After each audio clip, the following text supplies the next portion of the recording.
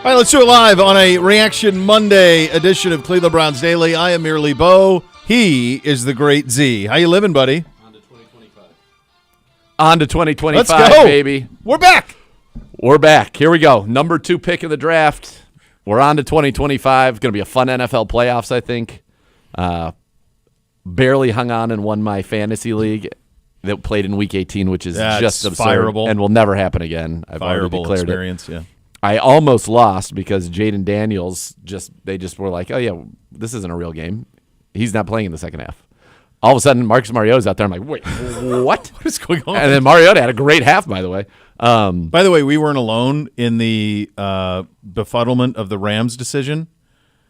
Everyone was like, what are they doing? It makes no sense. You could have been the 4 and at home in the 4. Could have been the 3. No, I'm sorry, the 3, which would have then given you don't know what's going on with Philly's health. You saw what happened in Green Bay Sunday. Like it's Washington. You could have gone Washington, then the winner of Green Bay Philly, and then you're in the NFC Championship game. Now you're going to have to go Minnesota if you beat them, which I don't think they will. Then you got Detroit.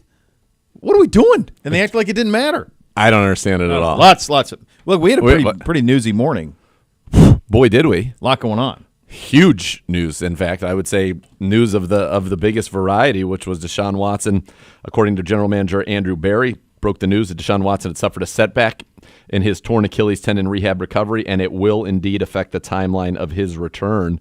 And there's speculation around the internet that he may not be ready at all for any portion of the 2025 season, which would not be surprising. It sounded from a follow-up question, correct me if I have this wrong, but I listened to it live and I took some notes, but I thought he did not rule out. We will have that for you. You buy it 120. We'll have that. That he did not rule out that he may need another procedure. Well, listen, this is something we talked about a month ago in regard to Deshaun and in regard to the plan for next season, irregardless of the news of today.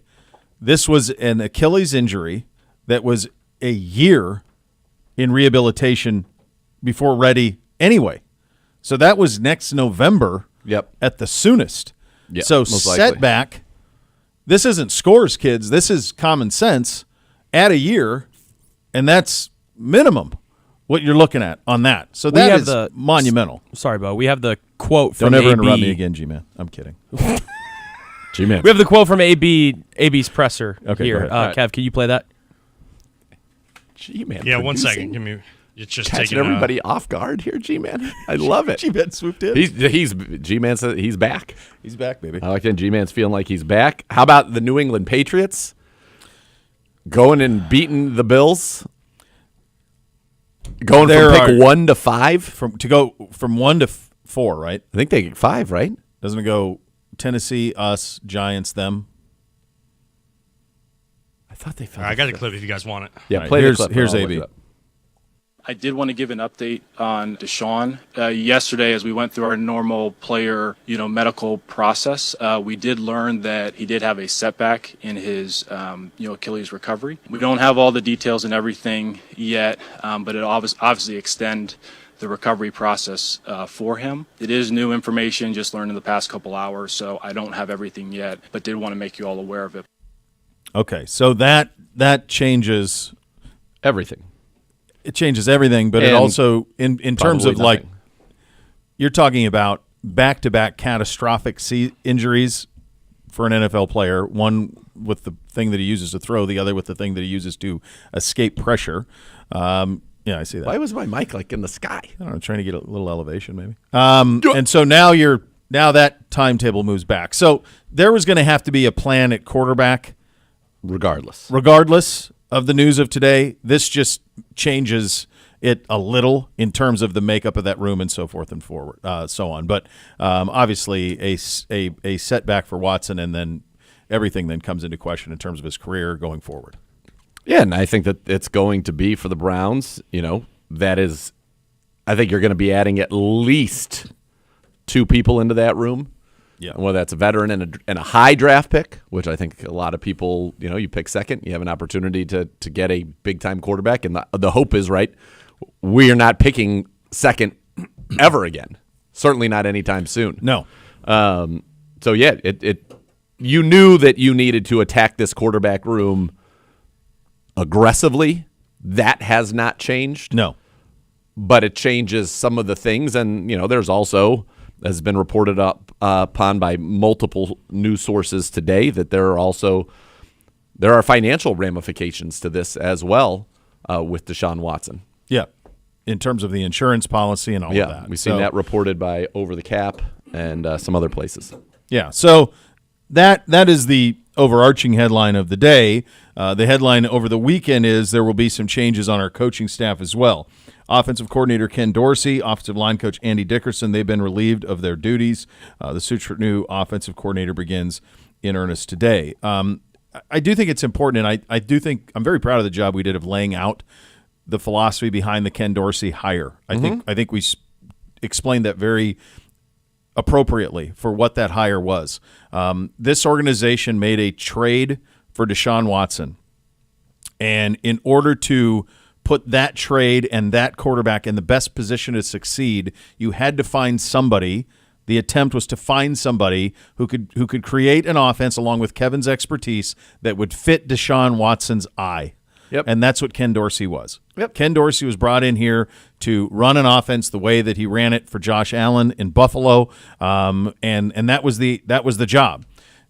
The rub was always going to be that isn't necessarily who Kevin is.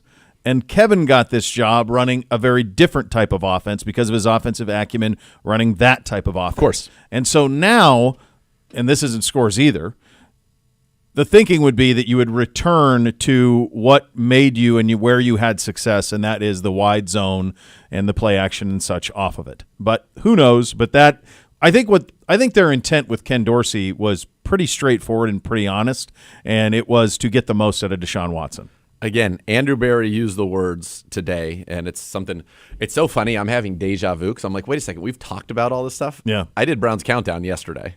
Oh, so you've done So I was like, wait a second, we're breaking down the Ravens game again? I did that. I did we that, talked yeah. about the coaches. Yeah. I did that. I'm Right. like, wait a second. And then I realized that was on Countdown yesterday, Yeah. not obviously on this program. That's exactly right. Look, the Browns, and this is what I laid out on Countdown, okay? And we'll walk through it. We've got 2 hours here. In this division, you have Joe Burrow and you have Lamar Jackson, who are, in my opinion, and correct me if you push back, feel free at any point, who are two of the 4 best quarterbacks in the NFL. And I think they will very likely will finish top 3 in the MVP. Yes, both of them. Maybe Burrow 4. Lamar Jackson really should but win it this year. Lamar should but win it. Josh Allen also should win it this Right, year because right. of what he's lifting up around him. Yeah, but Lamar's Jackson, maybe had one of the best seasons a quarterback's ever had this year. well, he's the only one who's ever Right. thrown for 4,000 yards and run for That's 900 right. in a season. That's right, yeah. Not to mention 41 touchdowns. I think he ended up at 41. Yes, led the league in passer rating. 41 touchdowns, 4 picks, had the second best passer rating ever Yeah. of all time. Yep. In a single season. Remember and he he- runs for 900 yards, leads the league in yards per carry. He had to negotiate his own contract. He was He available to the was league. available to the league. That guy was available to the league. That talent, and when they signed Monken, you went, "Oh God!" Let me tell you something. Not the there. work that he's put in on Yes. himself to improve as a passer, you got to give him all the credit in the world. The players love him. He's a complete leader. He's a stud. All of Yeah, it. So all of it. Going So you got back to 2 it, of the so 4. 2 of the 4 here. The other 2, in my opinion, are Josh Allen and Patrick Mahomes. I believe you who have all that he right. does is win Super Bowls, and it seems like a forgotten character. Not this. even making a Pro Bowl this year. Not even in the non-Pro Bowler. And they went 16-1, 15-2, 15-2. Well, Yeah. 15-1, and 16 real games, and a punt. Yeah. By the way, I think they may have had like 2 first downs yesterday. Thanks, shout out Denver defense. Appreciate what you guys did in that one. The effort that was put forth. They did not try at all. They just ran it, and then they got rid of Wentz. Oh, they and tried played a the couple third-string times. guy. He It had was sacked like 5 times. It was bad. Yeah. yes. So anyway, you've got these 2 in your division, and then the third team in your division, the Steelers. While they're not, it doesn't feel like right now built to be a threat to win the Super Bowl. They're annoying, and they have a winning record every year. Yep. So if you want to win your division, you have to beat a team that never has a losing record, and then 2 of the 3 best quarterbacks or 4 best quarterbacks in the NFL. You want to get out of the AFC, it is likely that you're going to have to go through some combination of at a minimum 2, but probably, potentially, 3 of them in a row. Yep. So you understand why, when the trade was made for Deshaun Watson, who at the time was thought of in this ilk, 100% was, yes. why you take that swing. You take the swing because the circumstances around him are the only reason that a player who had played that well through the beginning of their career would be available to another football team. Yep. You took the swing, and as Andrew Barry said today, and again, we're going to hear the whole thing, it has not worked out. But you understand why they took the swing. And you have to understand why they would take another swing again, because everything is about that position in this league. It is. That's the whole thing. To be serious. You can be a good middling team with a good team and a scrappy quarterback here. And I would imagine that coming out of last night's game, a lot of people are probably like, oh, yeah, Vikings, Sam Darnold. They're not really going to win. They had a great regular season. Yeah. And there are other quarterbacks that you probably feel like that in both conferences. But, heck, Justin Herbert, when they surround him with some real talent, he's going to be in the top 5. I mean, yeah. Nonetheless, By the way, at the time of the Watson deal, there were 3 other teams who would have done the exact same deal. there were 13 teams probably that Probably that were interested. Of course, yeah. Listen, it didn't. No one ever foresaw this. you understand the swing. It has not worked out. The level of play has not been commensurate to what you had seen previously, and so that has not worked. So here you are again. But I think as we sit here, you understand why they did what they did. It has just not been the result that anybody expected or even close to it. That's the thing. Not even close to it. No. And Andrew Barry said as much in his press conference, which we will hear today. So I get all of that. I get it all. Now here you are, and injury and getting healthy, obviously, that's number one with Deshaun Watson. But you have got a plan going forward with quarterback that he's not going to be available, and you're thinking about not just 2025, you're thinking about forever. And getting somebody that on a consistent basis can compete with the people that I've mentioned before. And so is there a quarterback in this draft that they are going to fall in love with? Maybe, and if there is, I think you have to be aggressive and you have to make that selection. If there isn't, obviously you don't force it, but people didn't think Bo Nix was going to be that guy. No. And that's the thing, like, just getting him in your building. No one was sure of Drake May. Nobody was was sure sure of of Jane Jane Daniels Daniels. at all. The surest thing in this draft was Caleb Williams. He struggled, I think, in large part because of circumstances. Yep. But no one was out there saying Drake, oh, he's sure thing. And now, potentially Braves is going to go to New England because he sees that set up with May and the cap and all of that stuff. Same thing with Nix in Denver. Same thing with Jaden Daniels in Washington. There was no consensus. But without having them on your team, those 3 teams feel pretty darn good about their futures. Even though this was a bad year for New England, they feel good about their future. And so that's where I think the Browns have to be, and that's what, we've got till the end of April to figure it out. And, will the local kid from Medina, will Drew Aller ultimately have a great playoff run and say, you know what, actually I am going to go into the NFL draft? I don't know. But right now, the consensus top 2, as of today, right, are Cam Ward and Shedeur Sanders. What does that look like? It always changes by the time we get to the combine, and we'll have a lot more, I think, idea of what's what by the end of February. Well, I'll tell you this. I don't know that there's anybody in the league who has watched more Cam Ward than our Glenn Cook, who's a Miami grad. Yep. And is very well aware of what Cam Ward can be and perhaps what his limitations are. And the same would be true of Shedeur. Like, you're going to know, you're going to get plenty of time to take a look at those 2 guys that are the consensus top 2 guys at the top of this draft and see what it is. But here's the thing that the number 2 pick in this draft is. The number 2 pick in this draft is a lifeboat. It's a lifeboat. And you went from a position where before going, are we going to have a chance to get back in the quarterback mix? What are we going to do? How are we going to piecemeal this together? To even if you decide that you don't love anybody at the top of this draft at quarterback, if you don't love them, somebody will. Because there are the Raiders and the Giants behind you who will race up to get players. They're going to race up and get players. The only person ahead of you is Tennessee, and my hunch is Tennessee's holding on to that pick, and they're going to pick 1 overall. I'm not thinking that they think they're going to draft number 1 overall again, so they get the pick of the best quarterback in this year, and I think they're going to take it. So you are in a position of strength one way or another at number 2 overall. I'm with you, like, I think if you have a draft quarterback you take draft them. him. Like, don't overthink it. Well, but at the same time, like, there's great power with being 2. The other thing with being 2 is you are second in the second round, in the third round, the fourth round, and so forth. So there's the value there. You can get an incredible influx of talent, folks. We have not and we have picked in this spot 2/3. We have not picked in this type of spot since the Miles, Denzel, like that era, Baker era, where you got multiple picks. Look at the talent influx you get. Now you got to hit them. Got to hit him. Got to hit them. But No, you're right. And that's why this is such a critical offseason, but it does feel like there can be some hope to turn it around quickly. Now, I remember the last time that the Browns had the number 2 pick. We're seeing all these things about the last time the Browns had the second pick, they picked Eric Turner. That's true, but it's also not true. The last time the Browns had the second pick in the draft was actually 2016. Yeah, Wentz. The team that had the first pick in the draft that year was actually the Tennessee Titans. Now, if you remember, the Browns wanted Jared Goff. Yeah. The Rams traded up with Tennessee, took Goff first in that draft. The Browns then traded out of 2. Wentz goes to Philly.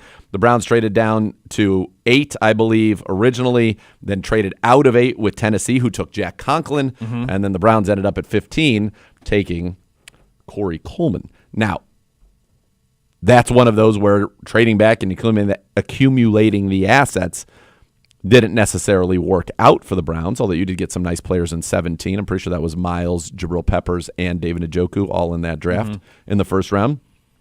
And Miles, obviously, and David Njoku have been phenomenal. Jabril's still in the league, so that's pretty good when you had the 3 of them, or was in the league until recently. So you've had this situation before. The question is, in that one, it felt like the Browns were in on one quarterback and one quarterback only. No certain people in this building were here when that happened. And so you have to wonder, okay, let's say that the Browns are in on one quarterback and one quarterback only. Do you try to get to one? I mean, these are a lot of things to think about as we go through Lots of months between the now whole and then, but now yeah. and then. But, it happened to you before with the same exact team ahead of you. Now, this time, I think Tennessee is going to want a quarterback. I don't see any scenario why they wouldn't. That time they had Mariota, so they had just drafted him in the previous year. The year before is the Winston Mariota draft, and so they had just drafted Mariota second overall. So they were in the position that New England would have been in had they were still picking first. Yep. Had New England lost yesterday, they'd be in the position that Tennessee was in then, where you can turn that pick into the 4th pick, the 5th pick, and then you get your tackle or your receiver or whatever. That's the position New England was in before they won the game yesterday. So that's where they were at, and that's why they did it. They're not in that position now. They have Will Levis. Okay, I think they're good. So I'd be stunned if they didn't take one of the 2 quarterbacks. Absolutely stunned. Agreed. And we'll see. Like I said, as we get through this process, maybe there are 3 quarterbacks that people are into. Who knows how that's ultimately going to shake out, but that's the interesting part of it. The quickest way to turn this thing around, right, is to get a quarterback that you love. Mike Mayock was on pregame, former general manager in the league, obviously a draft evaluator for NFL Network for a great many years, was doing the Westwood One of our game, and he said, listen, as a GM, the toughest thing to do is to not force it at the quarterback position. At the same time, the quickest way to turn your organization around is to draft a quarterback and have him be good. And it's never been easier than it is currently for a player to go from college to pro and make an immediate impact. Yep. I mean, it's simple. It's as easy as it's ever been to be able to do so. So that's where that stands. We finished the regular season at 3-14. The loss to the Ravens feels like 6 weeks ago. It was, in fact, just 2 days ago. Congratulations in order for Jerry Jeudy. He broke the single-season franchise record for receptions with 90. Previously held by the Wizards of Oz with 89. Mike Hall with a significant knee injury in the game, so that sucks. How significant do we want to go? My takeaway from Andrew Berry earlier today is that it is not as bad as had been feared, and that the expectation is, he said, it will be months, but that he also didn't want to commit to a timeline because last year with certain players, Jed Wills, for example, the Browns had put a timeline out there that didn't end up manifesting itself. Yeah. So he's like, I don't want to put anything out there. But the expectation is that Mike Hall will be ready to go for the next season, which is all you need. That's all you need. Do you know what happened in the over-unders? I do, and what really bums me out. Do you? I think so. Didn't I lose by 1? Are you sure?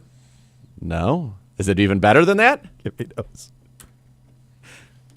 Are we tied? You're tied. Can't believe this. Let's go. I turned around to him on that last Derrick Henry touchdown run, and I said, I can assure you. I said, Lamar Jackson came out for the 4th quarter. I said, who's that? Looks a lot like Lamar Jackson out there, give it. And every time Derrick Henry got a carry, I have a specific talk back to each one of the guys on the broadcast, and I would specifically get in his ear and goes, there's another one. So how did I do it? All right. You went 3-2. So you got the Lamar Jackson over, quarter played. You got the total under on the sacks. You initially went over, you flipped. Flipped it. I thought I had forgotten, and we only had 3 differences. You flipped. So you flipped to the under on sacks turnovers. We had none, and then you got the over. Gibbe went 1-4. The only thing he got was the Henry carries. So you went Saved me. 41-40, and he went 41-40. So what do we do now? Postseason, I guess. This is what I would say. To be the man, you got to beat the man. Woo! Tie goes to the champion. What do they do? That's like the Ryder Cup. Woo! Still undefeated, baby. Still Crazy. undefeated. I like a Absolutely crazy. postseason over-under. I'm in for a Undefeated. postseason over-under. Never lost. Never lost, Gibbe. Add another Taco Bell to the list because, my friend, you had it. You had it in the palm of your little hands, Gibbe. It was so close. I can't believe it's the flip. The Brown Z went with a donut. Nothing. It was 2.5. That's how low. That's how low it was. I know. And I went said, 2.5. what? I'm doing it anyway. You flipped it. Because you wanted to go opposite him on giving. I had It to do was it. Yeah. in the second half of the game, it was the talk in our booth. Like every Oh, yeah, that commercial was the break, talk. we were That like, was the where are talk. we at? Where are we at on all this? Where are we at on this? I forgot that I had flipped that one. Yeah.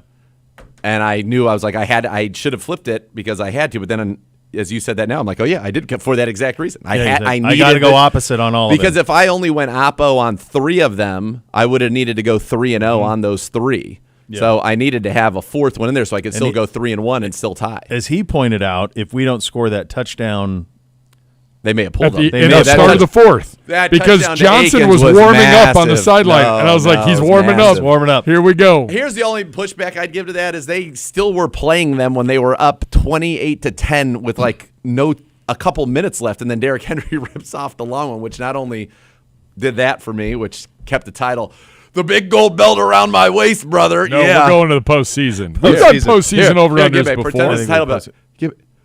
Ooh, yeah. Would you like to hold this, Gibby? Yeah. You want to hold it? Yeah. Nope. Changed my mind. Champion's prerogative. Ooh, yeah. oh, we're so back. We're So so bad. back, baby. Oh, Gibby, so close. So close. Yet so far. Well, you'll hear from General Manager Andrew Barry at the podium. Those are your hot topics of the day, presented by University Hospitals, official healthcare partner of your Cleveland Browns. AB up next. You'll listen to Cleveland Browns Daily, presented by Ballybet, official sports betting partner of your Cleveland Browns on 850 ESPN Cleveland.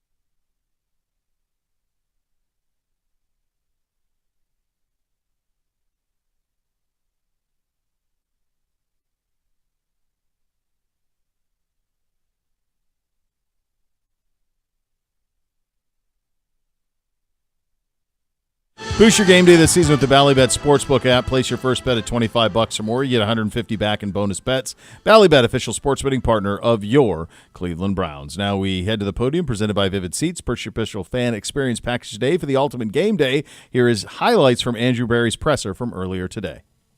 All right. See, You guys are down 17.5. a season where we just won 3 games, and I really share in our fans' disappointment, frustration. Quite honestly, I'm embarrassed with the results that we've had as a team this year. Just plainly put, we didn't meet expectations. Our decisions coming into the year didn't meet expectations, and ultimately that responsibility lies at my feet.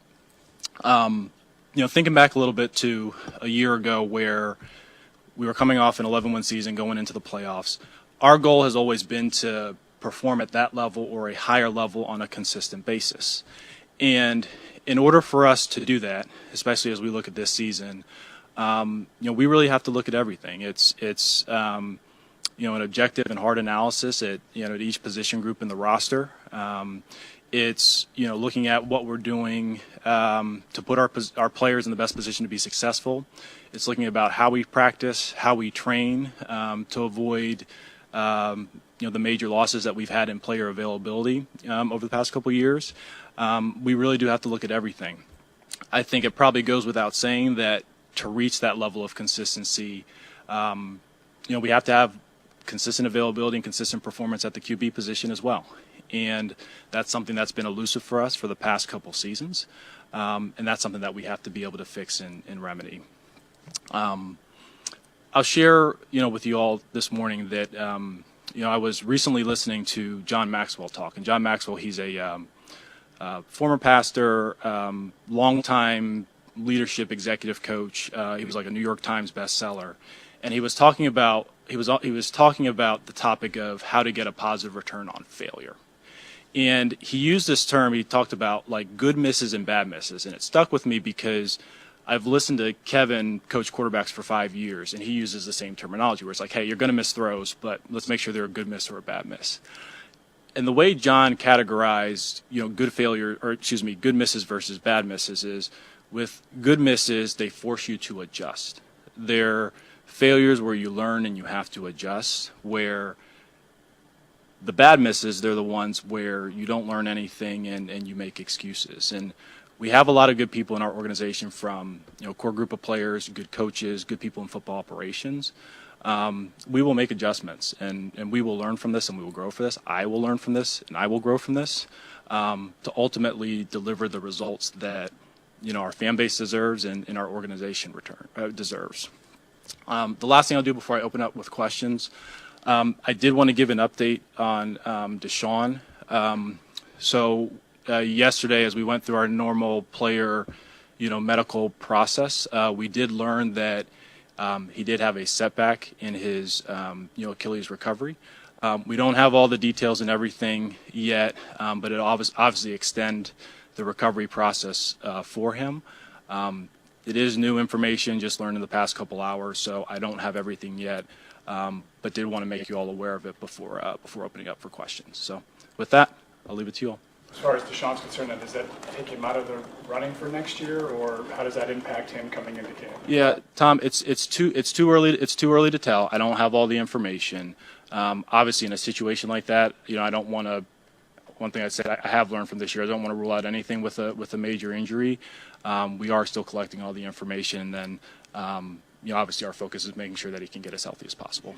About this yesterday? Yeah, so we typically in our end of year process, all the players go through what we call exit physicals, and it's something that we learned yesterday. Yeah.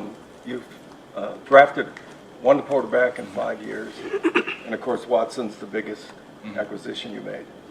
Do you think you need to fix the process in finding the next quarterback? Yeah, Tony, it's a good question. I think as we go into the off season, like we have to look at everything. Like we really do, and we want to make sure that we're eyes wide open in terms of what we're doing across football operations. That being said, we have good people, we have good coaches, we understand how important the quarterback position is. And that's obviously going to be a primary goal as we enter the offseason. How did the decision to change the offensive coaching staff around and the coaches, the whole offense thing. How did that come about last year, and then where are you with that going forward into this year? Yeah, so I think whenever we talk about coaching staff, Kevin's goal is to make sure that he surrounds our players and builds a system that can accentuate their strengths and really minimize their weaknesses. Any decision that he makes in that regard is really with that in mind. A lot of things didn't go well for us offensively. We didn't perform up to standard. We didn't perform nearly well enough. And I know when Kevin met with you all yesterday, he was talking about he wants to make sure that we have a sound and explosive offense, and that'll really be the focus for us moving forward. So was Kevin's idea kind of get away from sort of the things that they had done well in the past with some blocking and that kind of stuff? Yeah, I'd say this, Terry. Probably the better way to characterize it, like Kevin believes in putting a system around the players, around the players' strengths. And the nature of the NFL is that your players, they will change from year to year. What we may have been good at in 2020 may be different than 2021, or 2023 different than 2024. Obviously, like what we put together this year wasn't good enough. We didn't play well enough on that side of the ball. But have full faith that Kevin will be able to put it together and allow us to have better results. Andrew, I know you mentioned. How does the Deshaun setback impact your quarterback acquisition strategy? I wouldn't say that it has a significant impact, Mary Kay. I think the reality of it is that room it will look different next year. It may obviously impact how what the room looks like as we enter the season or camp, depending on the severity of the the setback. But I wouldn't say that it had a significant impact. Andrew, obviously Miles was strong about not wanting to go through a rebuild. First of all, do you think a rebuild, tear down is necessary? Yes, I don't envision an offseason where we're moving on from a ton of core players. Like, I think a lot of the decisions as we think about some of the areas that we may need to strategically pivot is going to be about both short-term and long-term decisions. So, I do expect there to be some turnover on the roster. But the idea that we would get rid of, some of our cornerstone players, I don't necessarily see that as a viable path. You can win next year, and did Miles, I guess, buy the blueprint that he was looking for? Okay, maybe I'll answer that in two parts. So let me say, in terms of Miles, my anticipation and expectation is that he'll have a direct ticket from Cleveland to Canton at the end of this year, and expect him to be here, and retire Brown, quite frankly. In terms of winning, our goal is always going to be to win. Our goal is always going to be to improve the team. I think, one of the beauties of the NFL, I guess maybe a parallel. You think about the team that was holding the 2 pick last year. We're going to see them next week play. I'm not quite sure where they play, Peter, but we see Washington play in the playoffs this year. So you can never really put necessarily a time frame on it. With player movement and how things change in the NFL, it's hard to have a crystal ball. But we really will be focused on making the decisions that we think can not just allow us to have a 10 or 11 win blip, but really allow us to stay there. And so that will be balancing both the short term and long term. So Nick Chubb, last year you were so complimentary of him, but do you still envision him having a future here, and can he get back to being a top back? Yeah, actually, I want to start by saying I think everybody in this room knows how much respect that we have for Nick and how much appreciation we have for not just his exploits on the field, but who he is in the locker room and who he is as a person. It's always a challenging situation when one of your cornerstone players their contract is up. That's probably maybe a little bit the different situation this year relative to last, where there is maybe perhaps a little bit less control on the club side with it. Those are all decisions that we do have to work through in the next several weeks. We love Nick. He's going to be a Ring of Honor player for us, and we know that.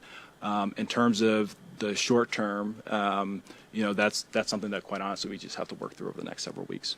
And going back to the offense and the changes that were made last year, it's my understanding you reached out to Buffalo and got a pretty honest evaluation of Ken's strengths and weaknesses.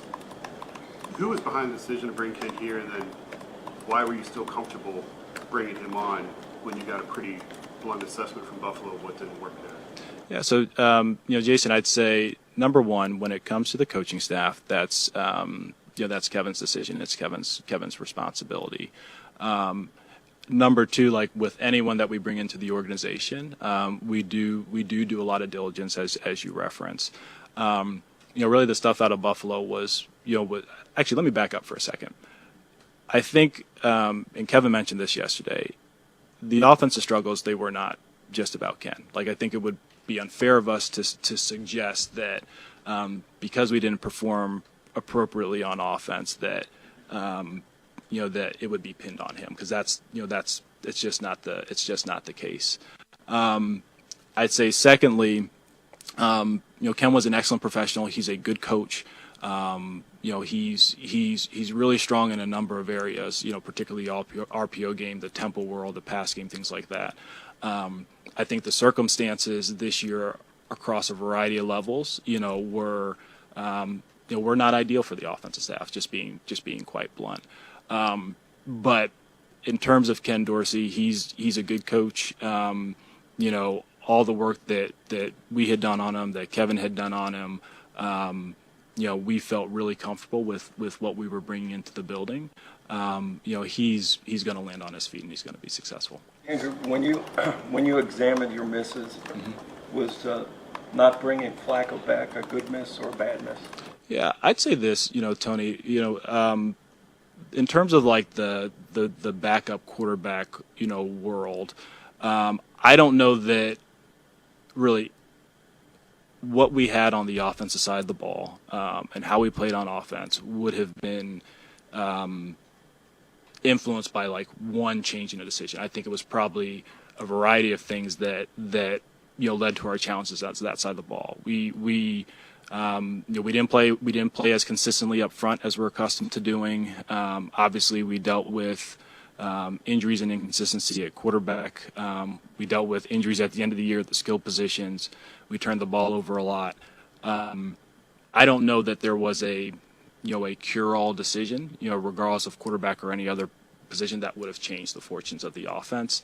It was collective failure for us there.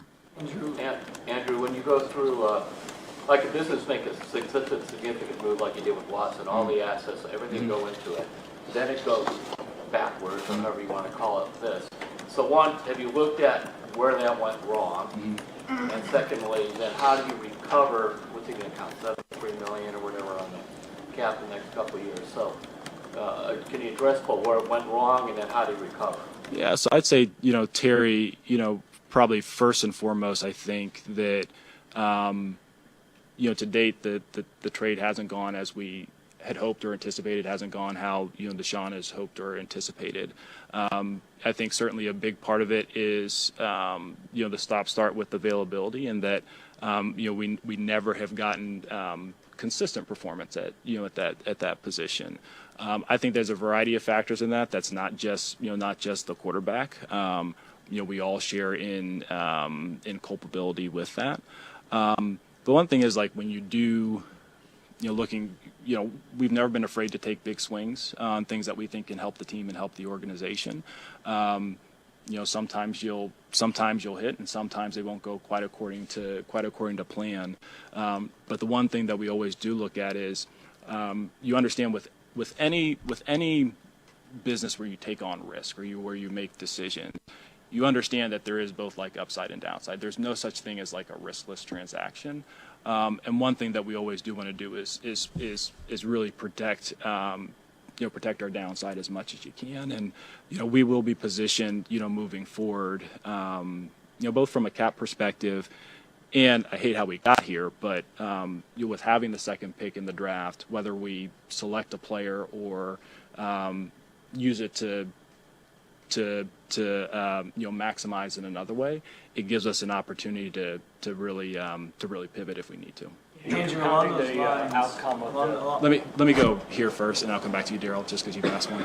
along the lines of where you guys are in the draft, how does the last 3 years of not having a first-round pick sort of impact or influence how you guys would kind of treat both, I guess, the number 2 pick, but also kind of what you do? Like, do you feel like is there any sort of sense you maybe have to play catch up a little bit and try to get some players? Certainly when you're like in a, when you're in a deficit from a draft asset perspective, like, it does create it can create certain challenges. That's not necessarily how we would look at it at this point, not necessarily in terms of, creating catch up or trying to catch up, so to speak. We'd actually really probably look at it from like, okay, as we analyze the roster, who are our core players short term and long term? What are some of the areas where, we would need to make some immediate improvements versus, hey, this is something that's maybe a longer term lurking need, and really operate from there. Because it's less about what's happened in the past. That's to some degree irrelevant at that point, and more about where are we starting from a baseline standpoint, and that's how we'll make decisions moving forward. Would you envision? Go to left tackle. What do you envision there? I mean, is there a world that Jed Wills is back here, and did you guys see enough out of Dwan Jones to feel like you have an evaluation of him over there? So maybe start with Jed. It's probably like all of our players with expiring deals, where we've got to work through all of that in the next several weeks. With DeWand, we did feel like he was actually hitting his stride before he got injured. Middle of the year. It is funny because Kevin was like, hey, let's just kick him over to left tackle during one of the practice weeks, and then we had the injury. It was like, oh, well, I guess he's got to play the next week. It ended up being, prescient if you speak. And I think DeWan deserves credit because it's really like the first time in his career that he's played at the spot with probably minimal preparation, and he acclimated pretty quickly. How that spot looks going into 2025, it's probably too early to tell. But we did feel like it was good to get him some game experience at that position. Last one here, Scott. Being the Mike Hall injury. Sorry, Mike Hall. Is he going to need surgery after that MRI? So he did sustain an injury that will be in the months. Surgery certainly is a possibility, but he should return and perform. Scott, I'd kind of put this in the bucket of, and I'll go back to last year at this time, when we had maybe estimates with some of our key players, and they probably went a little bit longer than normal. So I'm trying to handle it a little bit differently this year, just because with these longer term injuries, it is a little bit more variable, and I don't want to lead you astray. Chance he could be ready for next season? That's correct. Yeah, that's correct. All right. I appreciate you guys. All right, take it easy. All right, there you go. AB from the podium. A very busy Sunday and now into Monday around the National Football League. We will go into that around the league coming up next, give you some of the news and notes you need. You listen to Cleveland Browns Daily, presented by Ballybet, official sports betting partner, your Cleveland Browns on 850 ESPN Cleveland.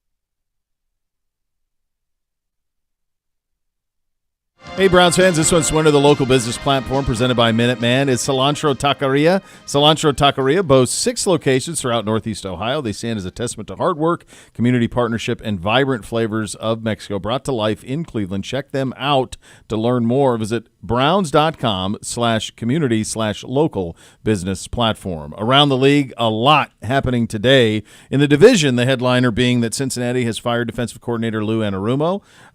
Some other firings on that staff. Offensive line coach moves on. There's a D-line coach, a linebacker coach, all moves on from that situation down in Cincinnati. Linebacker coach? The yeah. linebackers played well. Our guy, Jermaine Pratt, had a very nice season. Yeah, he's gone too. The other thing that was interesting, I saw Albert Breer with this on the Anarumo. Apparently, Burrow and defensive stars were like, really don't do that.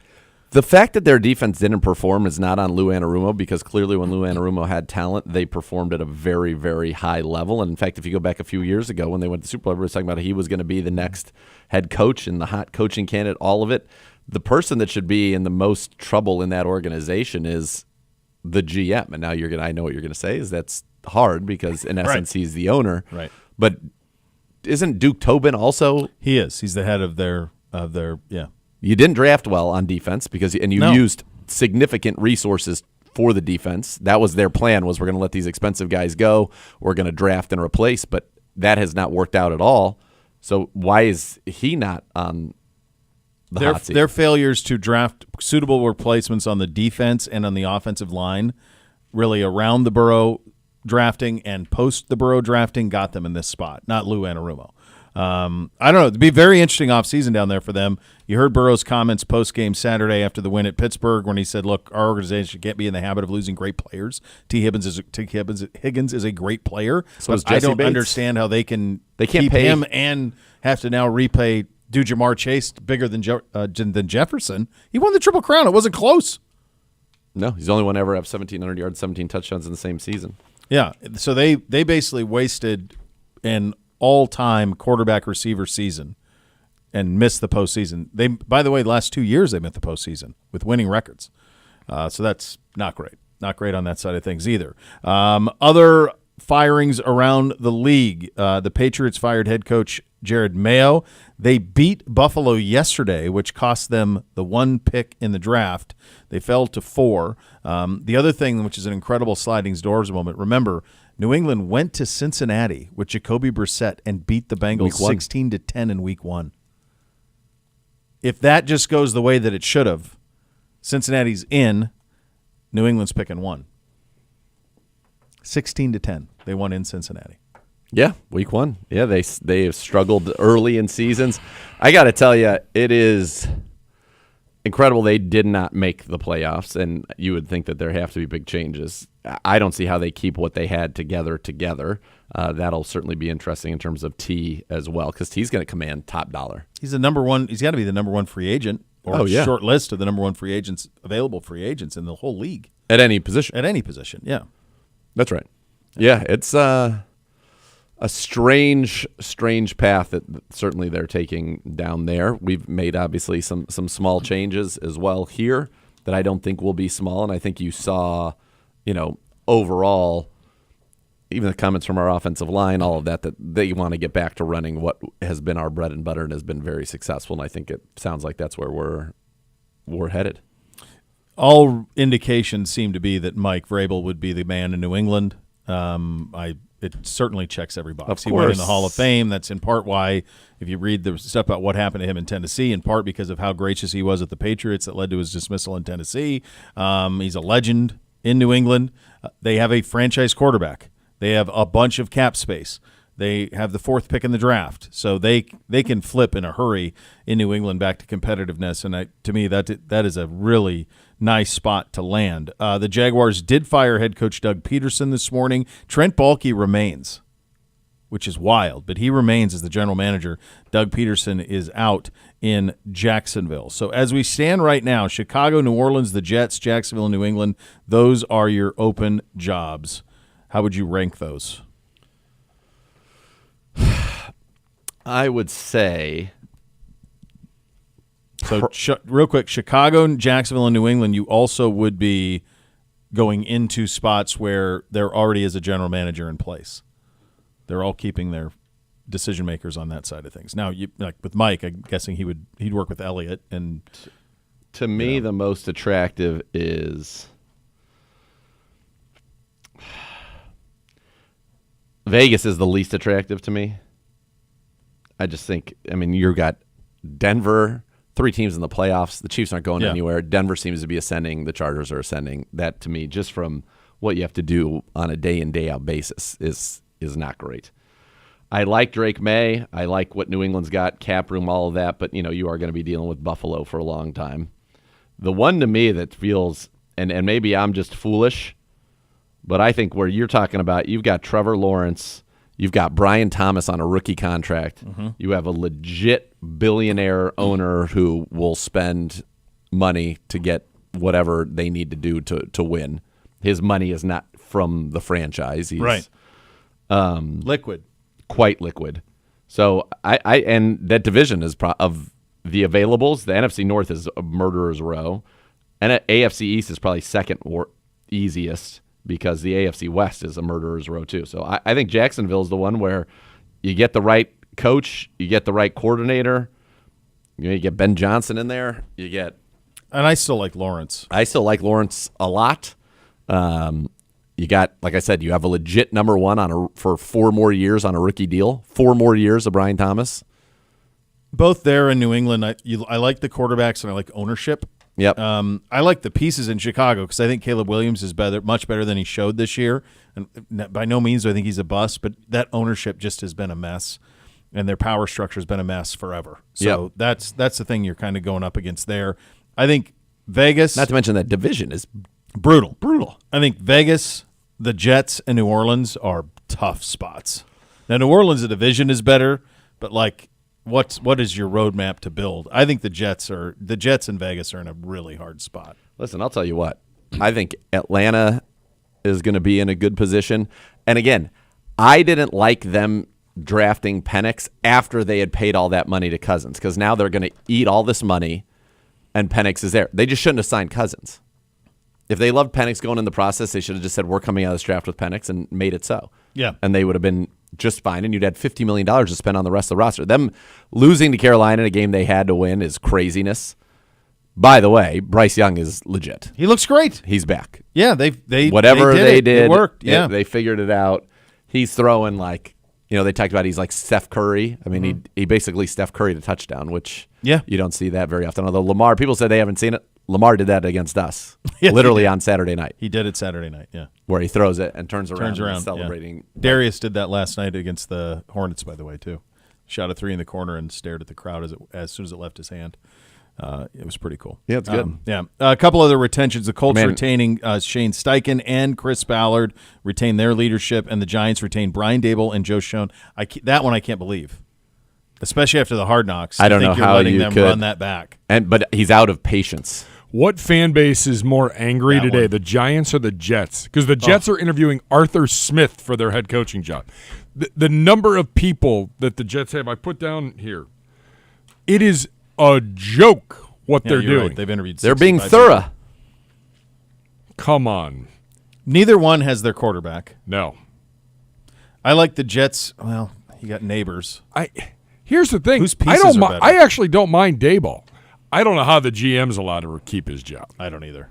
Because Dable's the one who insisted on neighbors. That was Dable. Remember that from Hard Knocks? Oh, my God, yeah. Speaking of news around the league, there could be a big name in the free agent market. Tyreek Hill, post-game yesterday in Miami with this. As I'm opening the door, I'm out, bro. So it was great playing here, but at the end of the day, I got to do what's best for for my career and what's best, because I'm too much of a competitor to be just out there. Can he? Is he just trying to force a trade, or is he under contract? Let's see what his contract deal is. I'm sure he is trying to get out of there. Obviously, very down season for him, but it wasn't just what he did after the game. During the game, he apparently quit. Yeah. Mike Neal said, I was told he was unavailable, wasn't a new injury, and he said, look, I didn't have time to go over and talk to him, be like, what the heck? Now, he did have time to go talk to him. Yes, he did, yeah. but he basically was like, I don't know. So Tyreek Hill, let's see here. No, they are no. Didn't he just?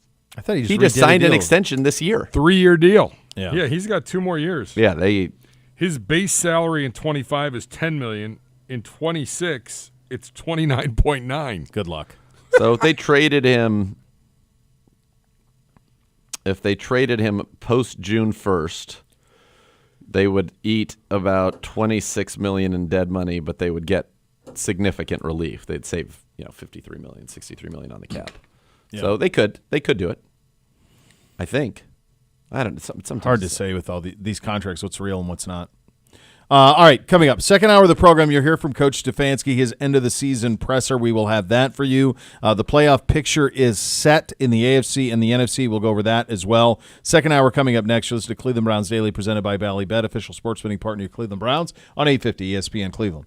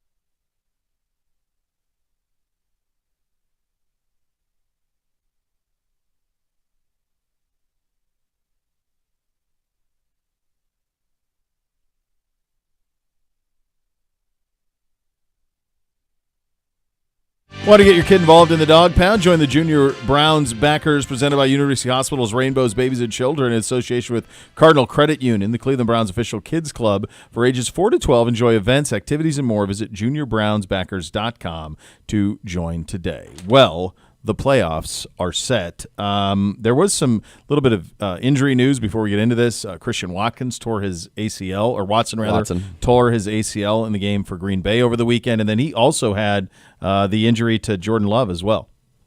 Good? They had an injury to him too in that game. Get back. Yeah, I see that. Tough. He's been tough with us on the property. He tried to get me on something the other day too, and I had it right on Thursday night. He had a Sunday on there. A Sunday? He keeps us on our toes, though. You got to be. He's wanting to make sure. I did that earlier, and the G-Man was like, Gibbs, I think you got the last name wrong. I'm like, oh, yeah. And it's just in my head for whatever reason today. You're combining Christian Watson with Sammy Watkins. You are, and you're getting Christian Watkins. Yeah. Don't be that guy. Himself some Sammy Watkins on our air. Don't be that guy. Don't be that guy. Don't be that guy that doesn't take Sammy That was Watkins. Dabo? Oh, yeah. Yeah. On CBD. It's going to be fun. You know what? Thank goodness. If we didn't have this, like if we had that season, like imagine being Carolina a year ago where you had that season, then you don't even have there's no pick. Now, Bryce Young has figured it out, and that's great. I think he had, 5 touchdowns he accounted for yesterday?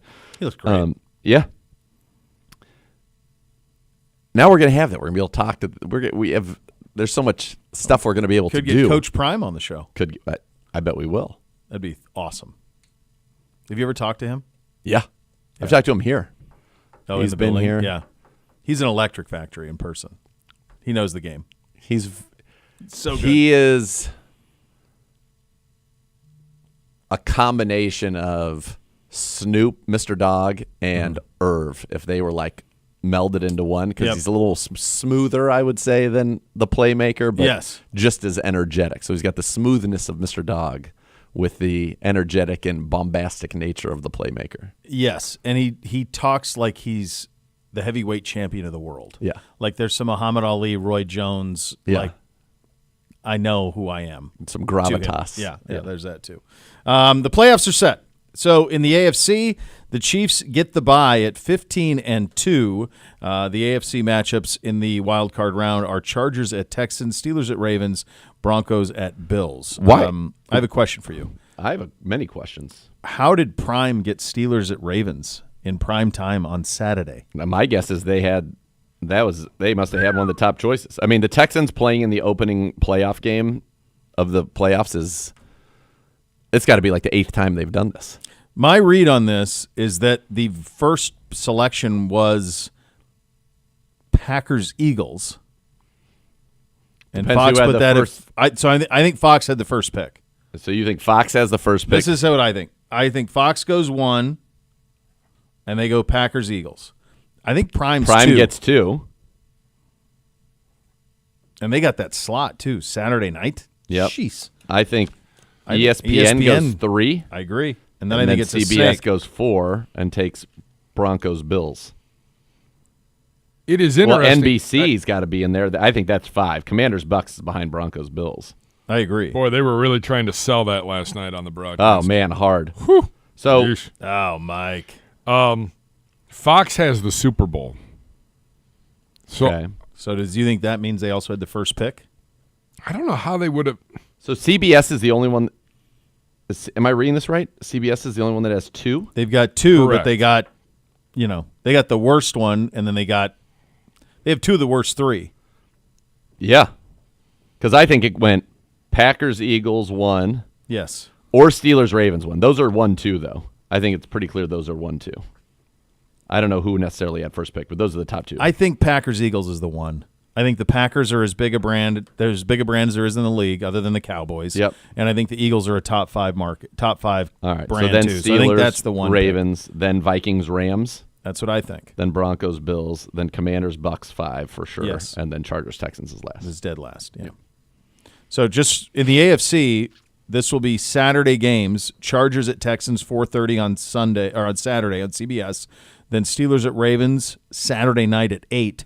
And then the AFC will be all wrapped up by 4 o'clock Sunday because Broncos and Bills Sunday at 1 on CBS. So is that were we the Saturday 4:30 this week? Last year? Yeah, we were. Us Texans. I always thought there was a Saturday 1 game, but I guess think not. in the old days maybe, because Before- now before there was a Monday night. right? So last year, weren't we NBC We for our were playoff game? Or no, was that Christmas Eve, because we had on Christmas Eve we had Noah Eagle, if I'm not mistaken.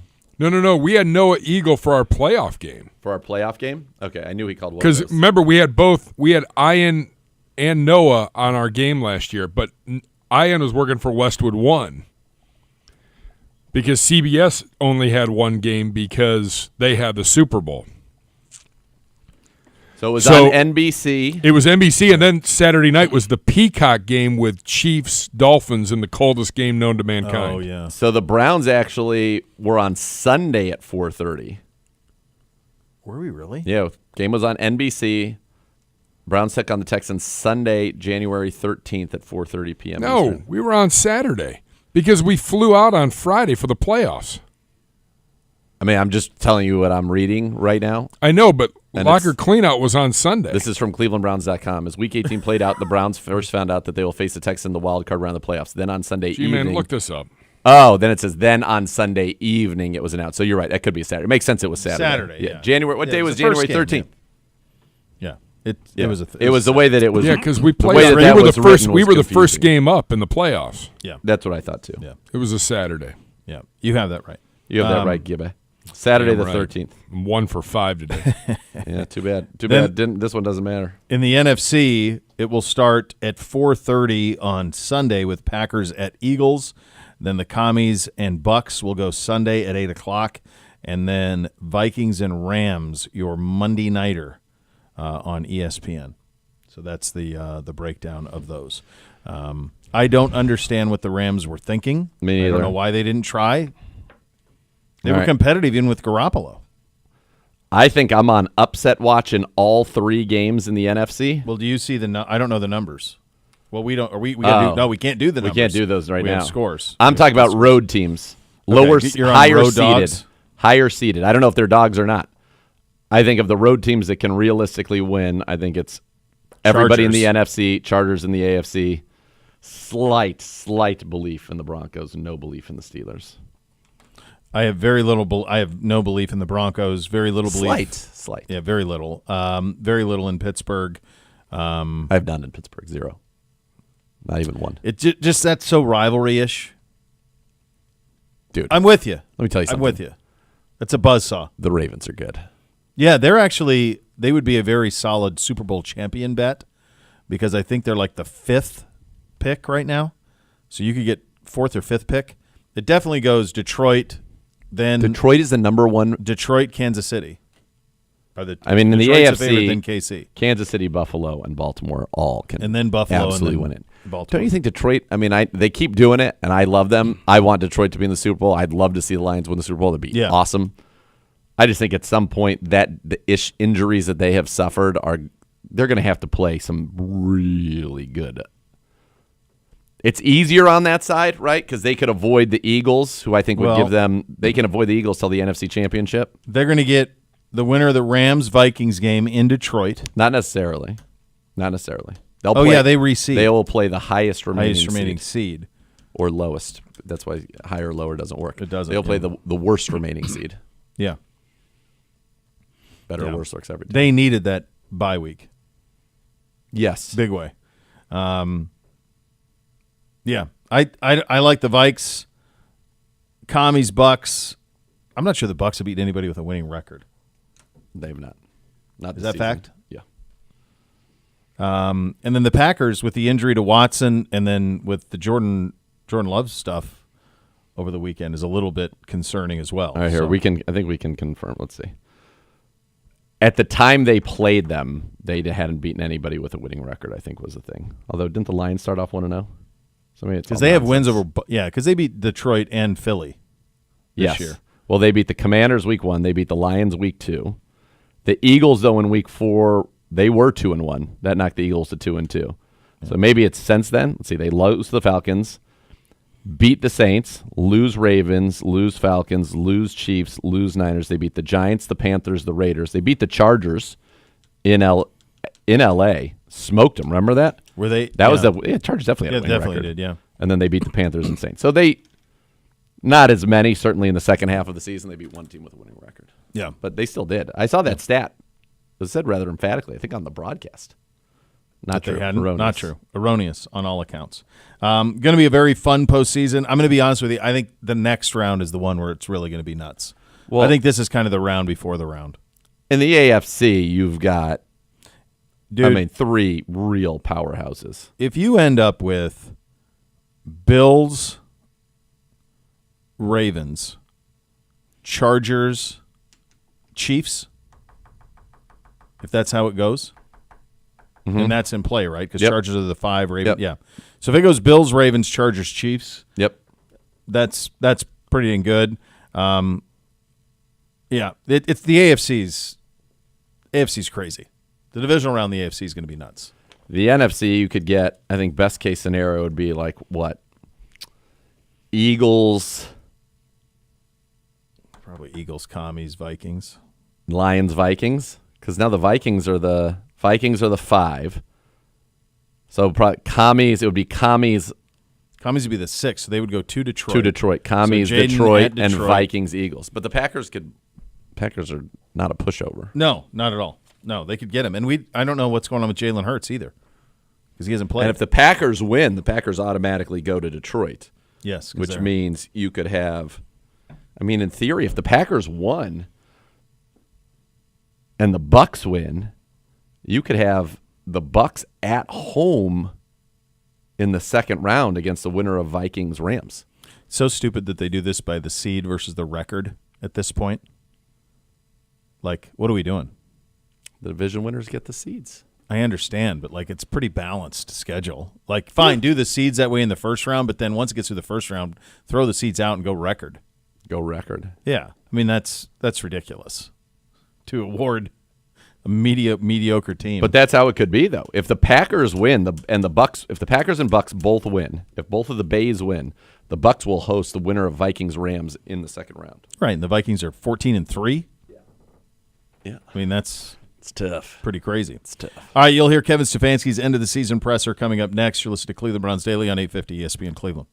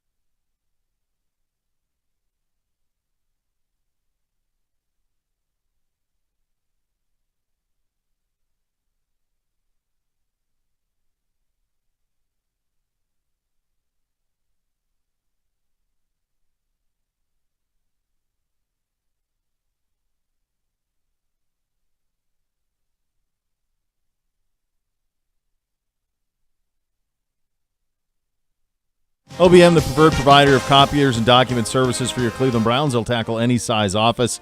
That number is 216-485-2000 or visit ohiobusinessmachine.com. Time to head to the podium presented by Vivid Seats. Purchase your official fan experience package today for the ultimate game day. Here is Kevin Stefanski's end-of-year press conference. Let's have a listen.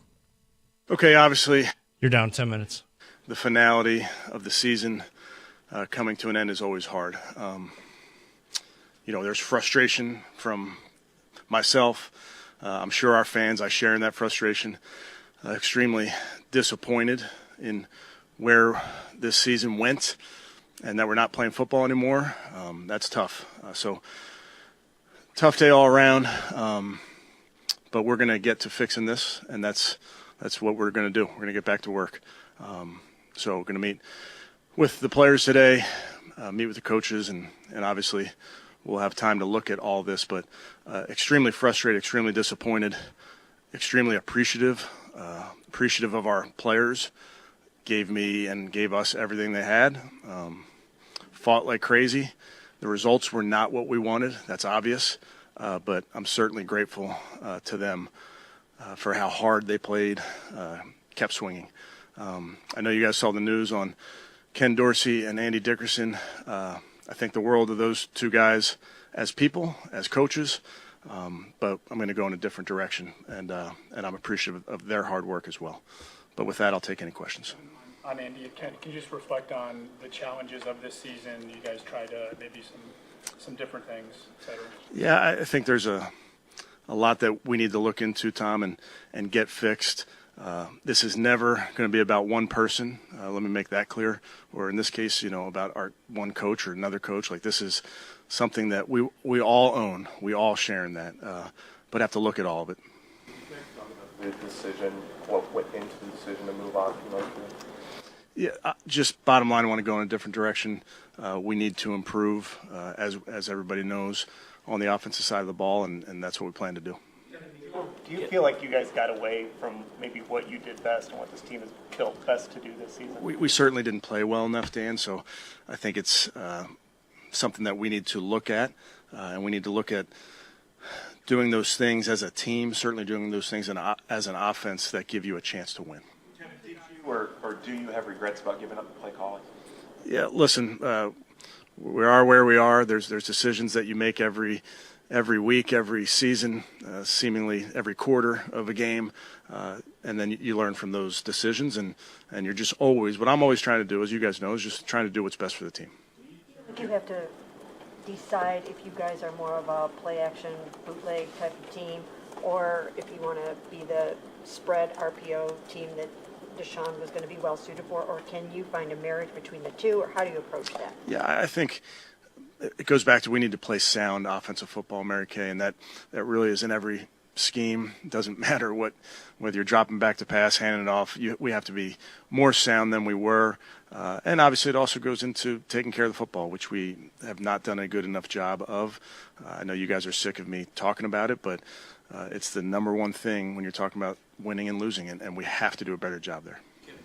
It's when you do finally hire an offensive coordinator, do you intend to kind of take back those play calling duties? Yeah, I'm not even there, Daniel, on that type of decision. It's I want to go through the process of talking to coordinator candidates first. Are there other potential changes that you are looking at, or is that something that could happen whenever you do make a decision and hire a new OC? Yeah, I don't anticipate any major changes. When do you think you'll launch your coordinator search? Right away. It's in the building that you'll talk to for that? There are guys that I'll talk to in the building, yes. Did you feel it like slipping away that this philosophy wasn't working? We just, I think if you look back, Jeff, we certainly we didn't win enough. We didn't play well enough as a team to win. So in this instance, we have to find ways to play better on offense to give ourselves a chance to win as a team. In 14, it feels a long way away from contention. Do you think this team can get back to where it wants to be in the playoffs next season? I do. I do. I know the core guys we have on this team. I know the coaches we have on this team. Obviously, there's change every season. We all understand that. That's the NFL, but I feel very confident in the group we have. specifically talked about hoping that you go back to some version of that wide zone run scheme that was so effective your first few years here. I mean, do you envision that as a possibility right now? Yeah, not to get too far into specifics, Ashley, other than to say we will get back to a sound system that gives our team a chance.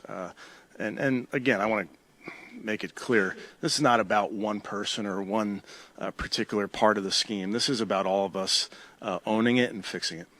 Talk about this group and feeling good about them, and that it's hard to square that with the results, and believing that keeping things mostly status quo is going to result in better results. So just from your standpoint, why is your belief so strong in that? Yeah, I think it goes back to Darryl. There's nobody more disappointed with how this season went than me. I promise you. And there's nobody more committed to fixing it than me. I know the people we have. I know that there will be changes like there are every single season. I get that part, but I trust in the group, and I trust that we will get it done. This will be your third offensive coordinator in 3 years. Is there a specific quality or qualities that this new offensive coordinator must have that you haven't had before? No, I wouldn't say there'd be anything specific, one quality. I'm just looking for, we are looking for somebody to come in and help us share in a vision where we can go play sound, explosive offensive football.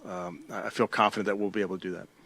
Ownership has talked for years about the alignment that you and Andrew had, the desire for that, and how it's been, a big plus of this regime.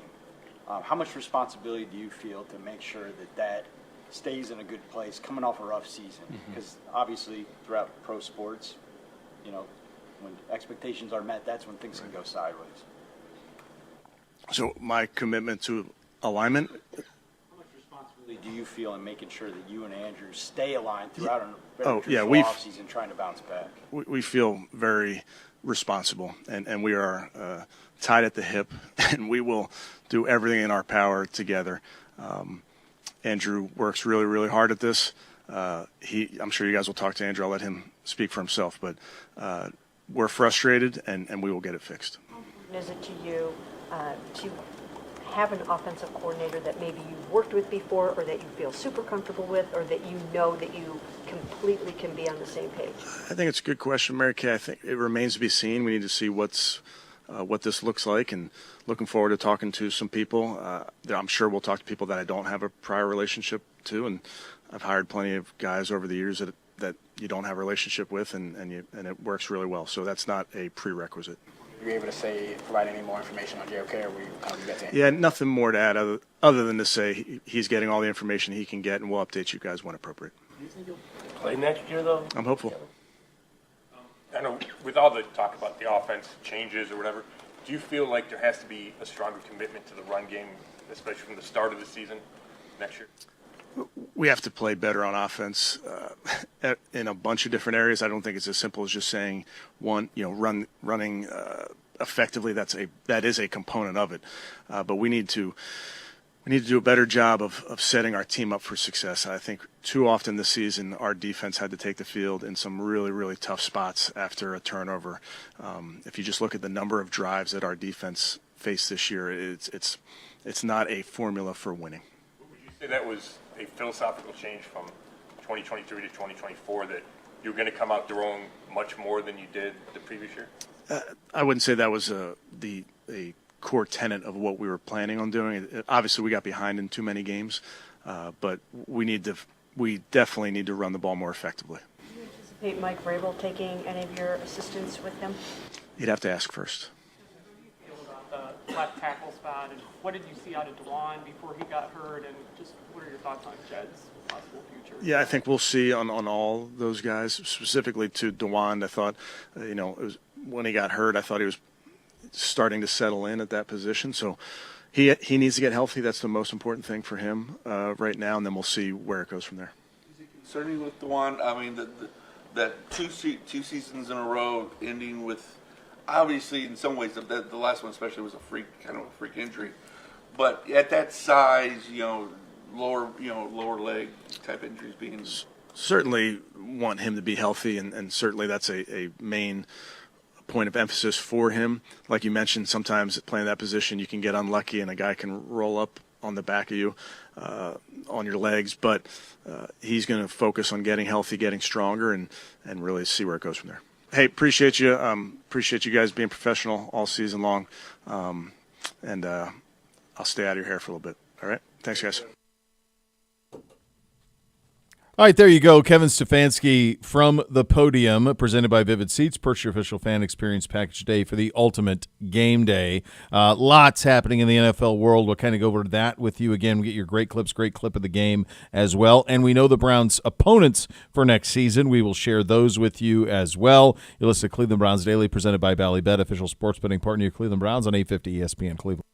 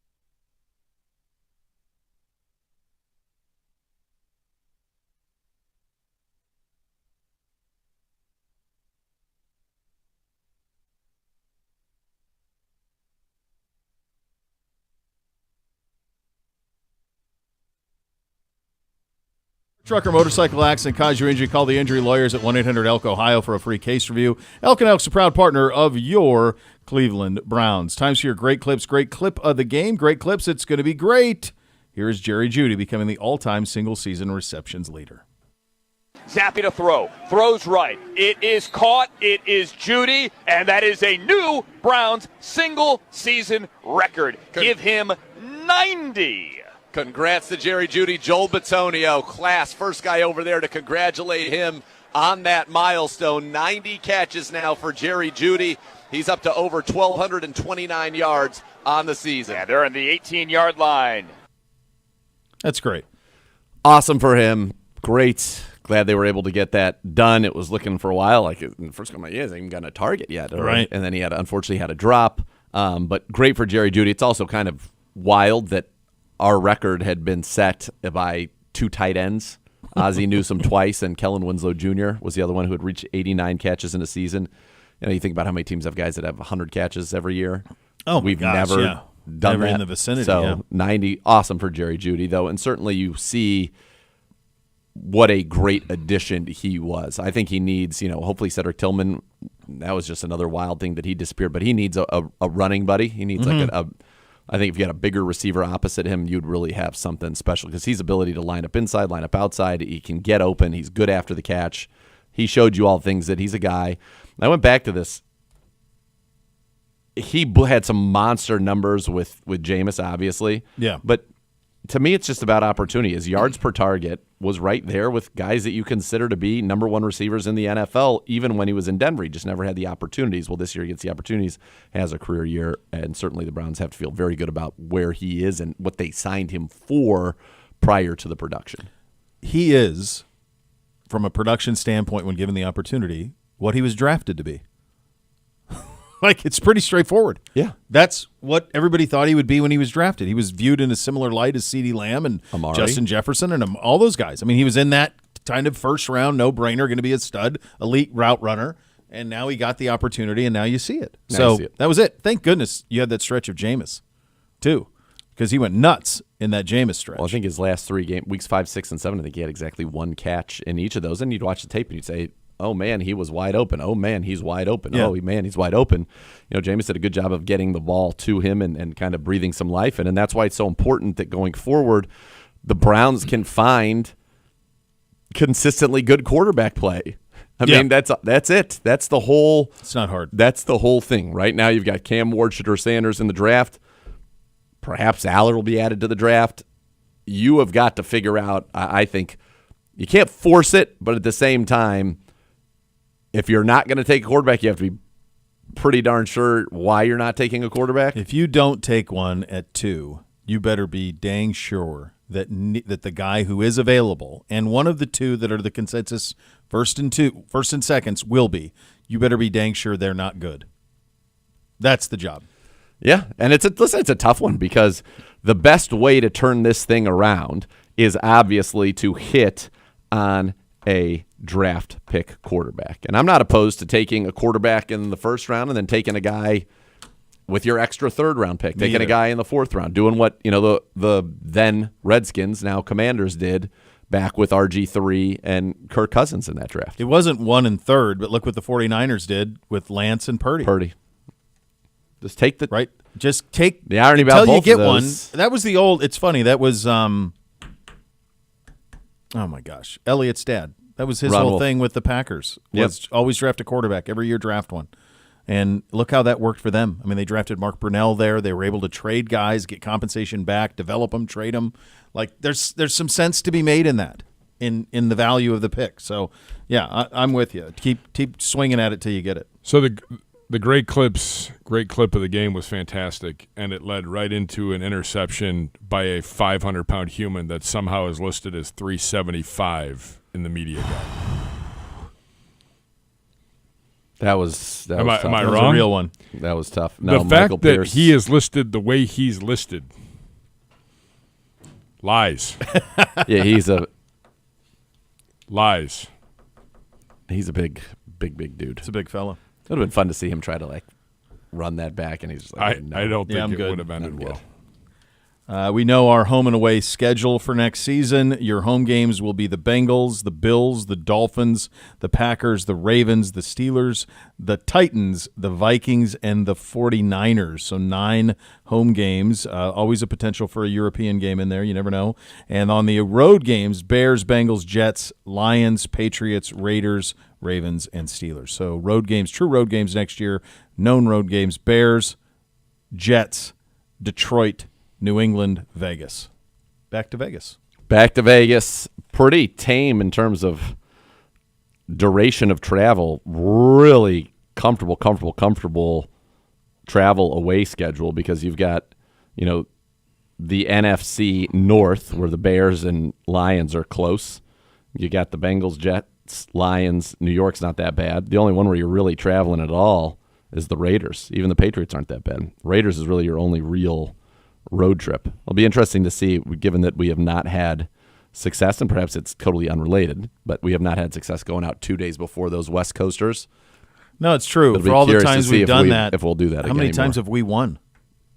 We're 0 for on the 2-day road trip. We did it for 0 for 3. We did it Chargers. Well, this year we did it Denver, Seattle in the preseason, Rams, and Vegas. Seattle in the preseason, Vegas, Denver and Rams last year. You were there for both of those well in advance. No, Denver wasn't. Denver was day one before day because we were gone Okay, for because 10 then we went days. for a week down to L.A. Oh yeah, that was that whole extended. Yeah. I'm trying to think. Did we do that for the Chargers in 21? I felt like you guys did it for the Chargers once. 2 days out.